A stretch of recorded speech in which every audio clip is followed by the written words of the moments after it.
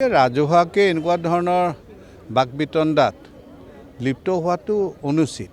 দলৰ কৰ্তৃত্বই এই সম্পৰ্কে এটা সিদ্ধান্ত ল'ব বুলি মোৰ আশা আছে। কিন্তু তেখেতৰ আটাইতকৈ ডাঙৰ গুণটো আছিল যে তেখেতে যিকোনো কথা এটা খুব কম শব্দৰ ভিতৰতে খুব সুন্দৰভাৱে মই ৰাজনীতিৰ বিষয়টো বাদ দিলোঁ বাজপেয়ী ডাঙৰীয়াৰ বাকী কোনকেইটা দিশৰ প্ৰতি নতুন প্ৰজন্মক আকৃষ্ট হ'বলৈ আপুনি আহ্বান জনাব এই মুহূৰ্তত?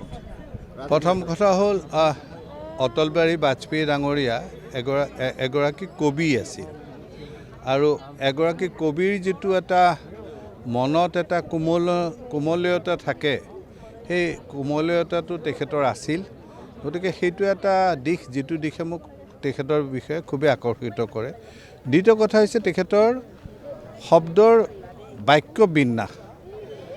সকলো মানুহে এটা কথা বিভিন্নজনে বিভিন্নভাৱে কয়, কিন্তু তেখেতৰ আটাইতকৈ ডাঙৰ গুণটো আছিল যে তেখেতে যিকোনো কথা এটা খুব কম শব্দৰ ভিতৰতে খুব সুন্দৰভাৱে তেখেতে প্ৰকাশ কৰিব পাৰিছিল। মই ভাবোঁ যে এইটো তেখেতৰ চৰিত্ৰ অন্যতম এটা গুণ আছিল। আপুনি অলপ আগত ভাষণত ক'লে যে বাজপেয়ী ডাঙৰীয়াৰ যি নীতি আদৰ্শৰ প্ৰতি আকৃষ্ট হৈ ইয়াত থকা গোটেই মানসিক যিসকল লোক আছে তেওঁলোকে বিজেপিত যোগদান কৰিছে বা প্ৰতিগৰাকী সদস্য। কিন্তু আমি যদি পলাশবাৰীলৈ চাওঁ, আমি শেহতীয়া আপুনি 2টা দিনৰ পূৰ্বে বিজেপিৰ দৰে এটা দলত এনেকুৱা এখন যি খোৱা কামৰ কাজিয়া তাকো ৰাজহুৱাভাৱে, এই মুহূৰ্তত কি ক'ব? সেইসকল নিশ্চয় বাজপেয়ী ডাঙৰীয়াৰ নীতি আদৰ্শৰ প্ৰতি আকৃষ্ট নহয়? নহয়, বাজপেয়ী ডাঙৰীয়াৰ নীতি আদৰ্শৰ প্ৰতি বহুতো মানুহে হ'ব পাৰে, সেইটো এটা সম্পূৰ্ণ বেলেগ বিষয়। আৰু যিহেতু তাত এজনে বিধায়ক হয়, গতিকে বিধায়ক হ'ব বিচৰা মানুহ কেইবাজন হ'ব পাৰে যিসকলৰ সকলোৰে বাজপেয়ী ডাঙৰীয়াৰ প্ৰতি আনুগত্য আছে বা তেখেতৰ চিন্তাধাৰাক তেখেতসকলে প্ৰতিফলিত কৰে বা তেখেতসকলে বিশ্বাস কৰে। মই ভাবোঁ যে ৰাজহুৱাকে এনেকুৱা ধৰণৰ বাকবিতণ্ডাত লিপ্ত হোৱাটো অনুচিত। আৰু আজি মুখ্যমন্ত্ৰী ডাঙৰীয়াই কৈছে যে এনেকুৱা ধৰণৰ বাকবিতণ্ডাৰ ক্ষেত্ৰত এটা অনুশাসনৰ কথাও আহি পৰে। গতিকে দলৰ কৰ্তৃত্বই এই সম্পৰ্কে এটা সিদ্ধান্ত ল'ব বুলি মোৰ আশা আছে।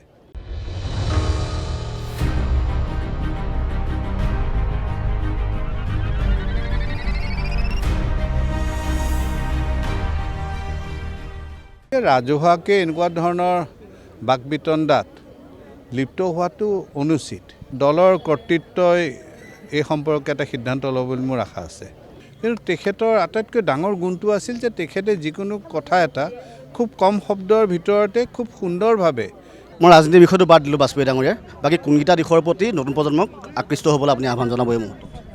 প্ৰথম কথা হ'ল অটল বিহাৰী বাজপেয়ী ডাঙৰীয়া এগৰাকী কবি আছিল আৰু এগৰাকী কবিৰ যিটো এটা মনত এটা কোমলীয়তা থাকে, সেই কোমলীয়তাটো তেখেতৰ আছিল। গতিকে সেইটো এটা দিশ যিটো দিশে মোক তেখেতৰ বিষয়ে খুবেই আকৰ্ষিত কৰে। দ্বিতীয় কথা হৈছে তেখেতৰ শব্দৰ বাক্য বিন্যাস।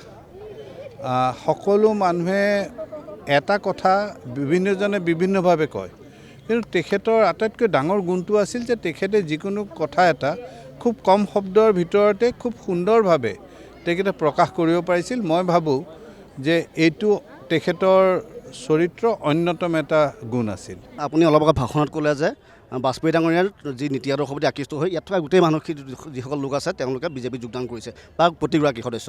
কিন্তু আমি যদি পলাশবাৰীলৈ চাওঁ, আমি শেহতীয়া আপুনি 2টা দিনৰ পূৰ্বে বিজেপিৰ দৰে এটা দলত এনেকুৱা এখন যি খোৱা কামৰ কাজিয়া তাকো ৰাজহুৱাভাৱে, এই মুহূৰ্তত কি ক'ব? সেইসকল নিশ্চয় বাজপেয়ী ডাঙৰীয়াৰ নীতি আদৰ্শৰ প্ৰতি আকৃষ্ট নহয়? নহয়, বাজপেয়ী ডাঙৰীয়াৰ নীতি আদৰ্শৰ প্ৰতি বহুতো মানুহে হ'ব পাৰে, সেইটো এটা সম্পূৰ্ণ বেলেগ বিষয়। আৰু যিহেতু তাত এজনে বিধায়ক হয়, গতিকে বিধায়ক হ'ব বিচৰা মানুহ কেইবাজন হ'ব পাৰে যিসকলৰ সকলোৰে বাজপেয়ী ডাঙৰীয়াৰ প্ৰতি আনুগত্য আছে বা তেখেতৰ চিন্তাধাৰাক তেখেতসকলে প্ৰতিফলিত কৰে বা তেখেতসকলে বিশ্বাস কৰে। মই ভাবোঁ যে ৰাজহুৱাকে এনেকুৱা ধৰণৰ বাকবিতণ্ডাত লিপ্ত হোৱাটো অনুচিত। আৰু আজি মুখ্যমন্ত্ৰী ডাঙৰীয়াই কৈছে যে এনেকুৱা ধৰণৰ বাকবিতণ্ডাৰ ক্ষেত্ৰত এটা অনুশাসনৰ কথাও আহি পৰে। গতিকে দলৰ কৰ্তৃত্বই এই সম্পৰ্কে এটা সিদ্ধান্ত ল'ব বুলি মোৰ আশা আছে।